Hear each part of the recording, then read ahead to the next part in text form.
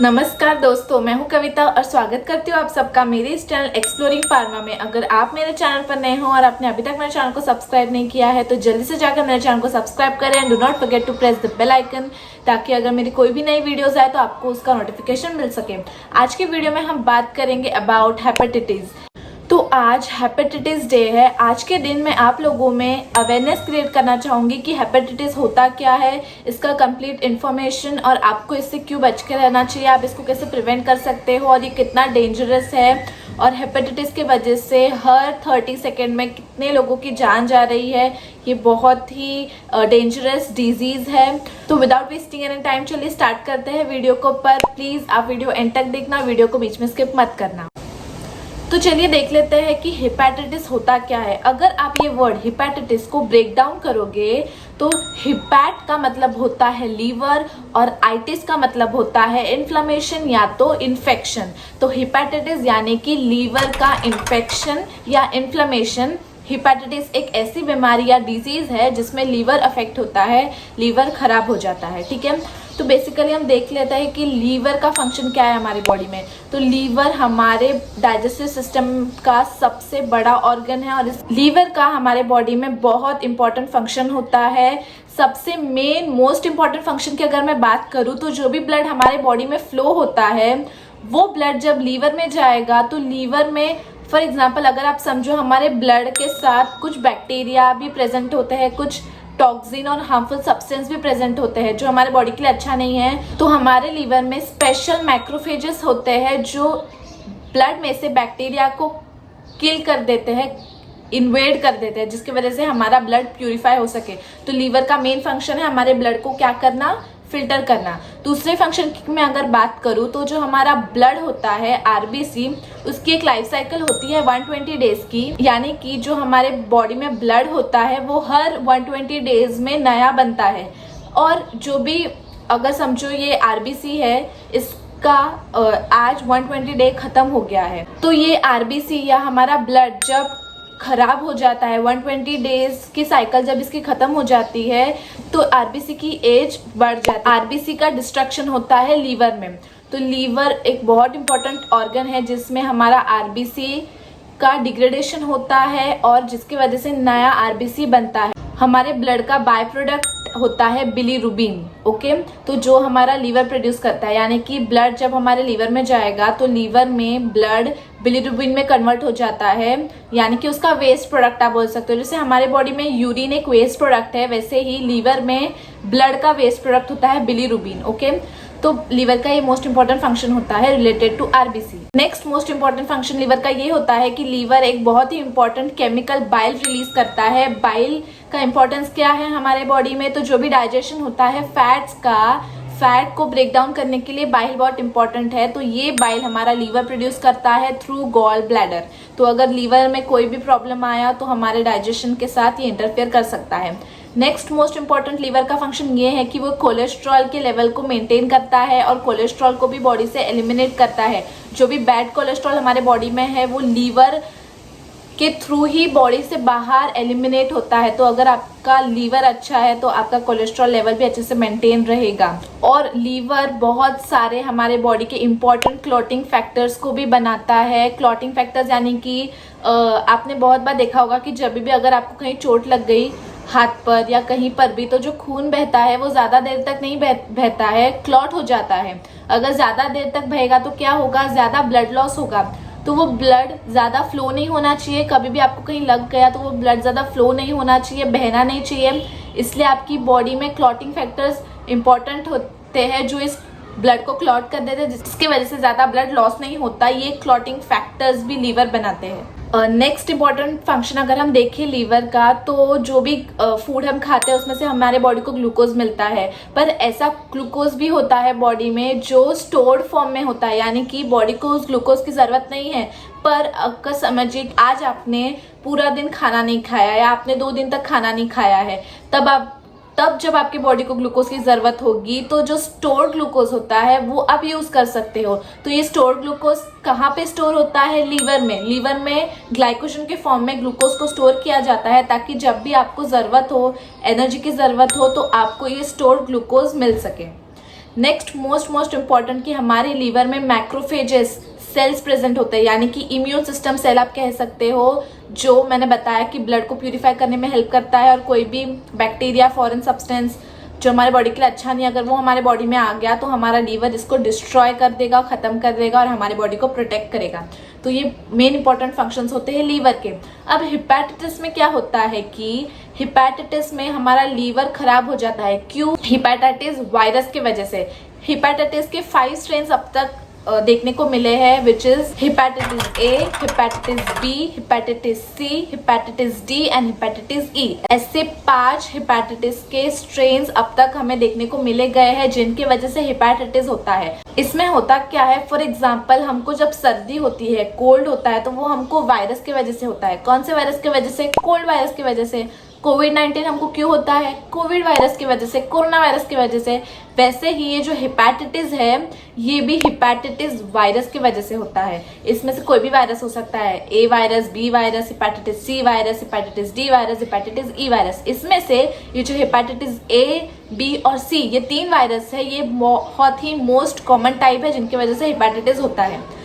हिपैटाइटिस के सिम्टम्स हमको देखने को नहीं मिलते हैं, यानी कि हमको पता नहीं चलता कि हमको हिपैटाइटिस हुआ है। धीरे धीरे हमारा लीवर डैमेज होता है, इसलिए हिपैटाइटिस को सेलिब्रेट किया जाता है ताकि लोगों में अवेयरनेस स्प्रेड किया जा सके कि आप अपना ब्लड टेस्ट कराओ, हिपैटाइटिस के लेवल को चेक कराओ। क्योंकि अगर आपने इसको ऐसे ही छोड़ दिया तो लेटर स्टेज में जाने के बाद वो और कंडीशन वर्स हो जाएगी। इसलिए अगर आप लो स्टेज में हो तो आप हिपैटाइटिस को क्योर कर सकते हो टेकिंग मेडिकेशंस एक्सेट्रा।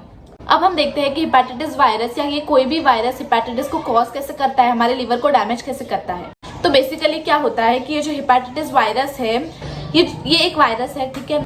वायरस का मेन फंक्शन आपको पता है कि वो कोई भी बॉडी को यूज करके, ह्यूमन बॉडी, एनिमल बॉडी को यूज करके उसमें उसको अपना घर समझ के, अपना घर बना के उसमें अपने आप को ग्रो करते हैं और स्प्रेड होते हैं और हमारे बॉडी ऑर्गन्स को डैमेज करते हैं। ये बेसिक मेन रोल या एम होता है हमारे वायरस का, ठीक है। तो हिपैटाइटिक वायरस क्या करते हैं, हमारे लीवर में हिपैटोसाइट्स सेल प्रेजेंट होते हैं। तो ये वायरस उन लीवर सेल्स में जाके लीवर सेल की मदद लेके अपने आप को डिवाइड, मल्टीप्लाई, 1 का 2 ग्रो करते हैं, जिसकी वजह से वो और इन्फेक्शन कॉज कर सके और स्प्रेड हो सके एक पर्सन से दूसरे पर्सन।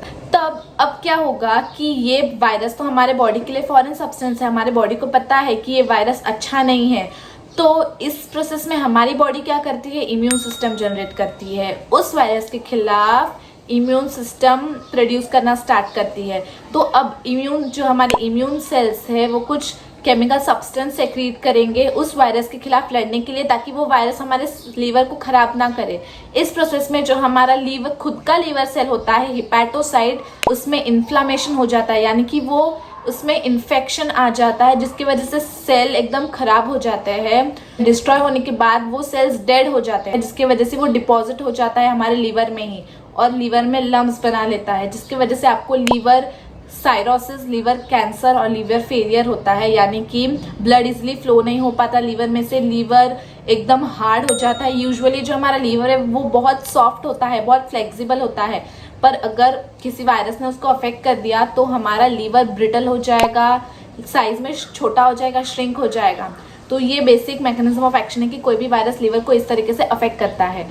अगर आपको हिपैटाइटिस ए हुआ है, यानी कि आपको हिपैटाइटिस ए वायरस ने इन्फेक्ट किया है, और हिपैटाइटिस ए आपको होता है कंटामिनेटेड फूड से, कंटामिनेटेड वाटर से, यानी कि गंदा पानी अगर आप पी रहे हो, आपका सैनिटाइजेशन अच्छा नहीं है, आप ऐसे एरिया में रह रहे हो जहाँ पे बहुत कंटामिनेशन है, बहुत ही फूड या वाटर अच्छा नहीं है, तो आपको हेपेटाइटिस ए हो सकता है, ठीक है। तो आपको जो सी फूड्स होते हैं, जो सी से मिलते हैं, उनको अच्छे से वॉश करके खाना चाहिए। आपके वेजिटेबल्स को, रॉ वेजिटेबल्स को भी आपको अच्छे से वॉश करके खाना है, और वाटर भी आपको अच्छा पानी पीना है, क्योंकि hepatitis A virus is contaminated food, water and hepatitis A virus faeces हमारे यूरिन के थ्रू भी स्प्रेड होते हैं, ठीक है। तो आपको सैनिटाइजेशन अच्छे से मेंटेन करना है। हेपेटाइटिस बी वायरस जो होता है वो mostly fluid, body fluid, for example saliva से स्प्रेड होता है।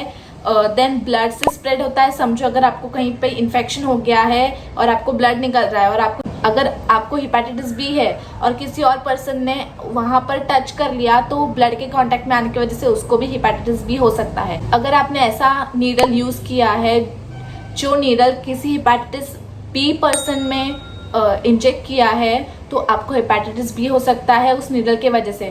फॉर एग्जाम्पल अगर आप कहीं पे टैटू निकालने गए हो और उस टैटू वाले ने आपके आने से पहले किसी पर्सन पे वो उस टैटू मशीन से टैटू निकाला है और अगर वो इंसान हेपेटाइटिस बी से सफ़र कर रहा है तो वो टैटू मशीन आपके हाथ पे लगने के बाद आपको भी हेपेटाइटिस बी हो सकता है। तो मोस्टली हेपेटाइटिस बी नीडल के थ्रू, सिरिंज के थ्रू, टैटू मशीन के थ्रू, रेजर के थ्रू, टूथब्रश के थ्रू स्प्रेड होता है और ये मदर से बेबी तक में भी स्प्रेड होता है। ये ऐसा इन्फेक्शन है हेपेटाइटिस बी। हेपेटाइटिस सी भी सेम, सिरिंज, नीडल, टूथब्रश इसके वजह से होता है।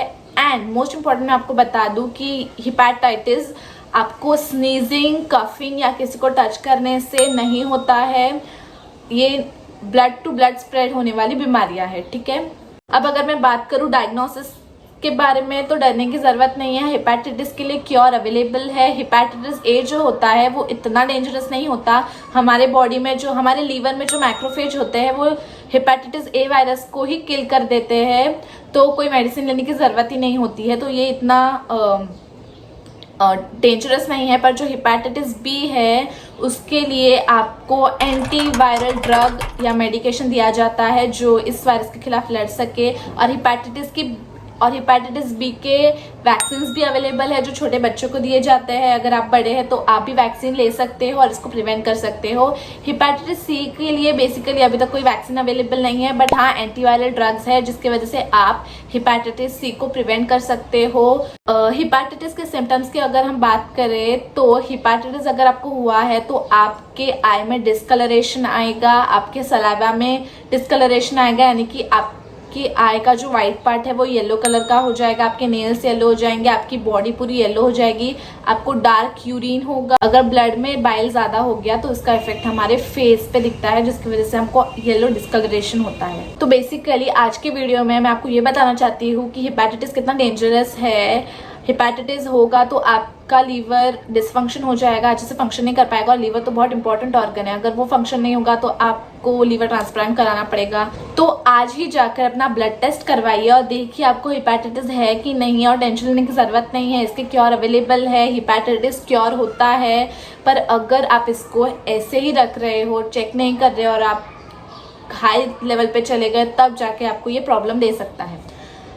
Because prevention is better than cure. अगर आपको आज की वीडियो अच्छी लगी होगी तो do not forget to like, share with others and also go and watch all other videos on my YouTube channel. They are related to health, corona virus, third wave of COVID-19, diabetes, cholesterol. So if you want information related to such diseases you can visit my YouTube channel. Do not forget to subscribe. बिना subscribe किए मत जाना। मिलती हूँ आपसे next video में, तब तक के लिए टेक केयर, थैंक यू।